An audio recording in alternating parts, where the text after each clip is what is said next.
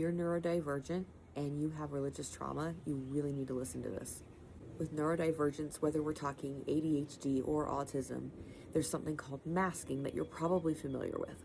Masking is, for whatever reason, when you can't share your internal world authentically and honestly with people on the outside. In high control religions, the last thing that they want you to do is be autonomous and to have identity and to share what's happening on the inside.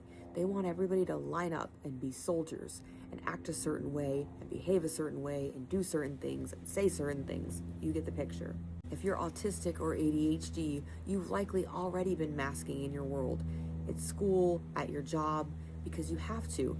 In order to get things done, things are harder for you, and so you've learned how to hide what's happening internally for yourself. And that kind of masking, it takes a toll, and it comes at a price. Because when we're masking who we are, it's abandoning ourselves in a way.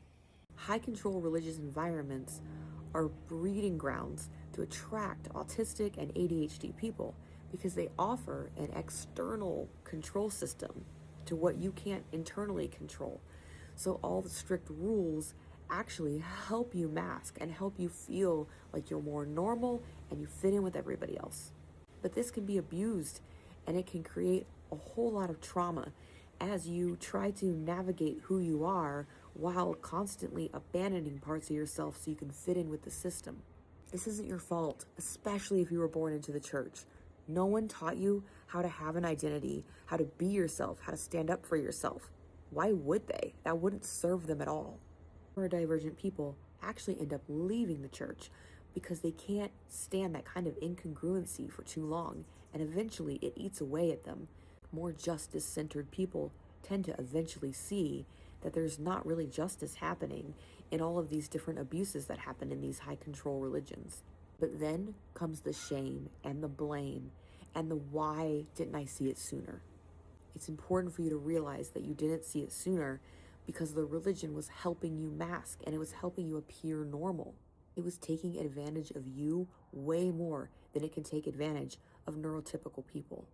Healing from religious trauma and cult exit recovery is what I do. It's my specialty. And I really like working with neurodivergent people because we see things differently, we feel things differently, and we need somebody who understands us. This is the work I do, helping people unmask and learn how to figure out their true identity and their autonomy. It's a different process for neurodivergent people because you've been masking your whole life, and in the therapy room is where you get to finally learn how to drop the mask with someone else. And it's some of the most meaningful work that I do.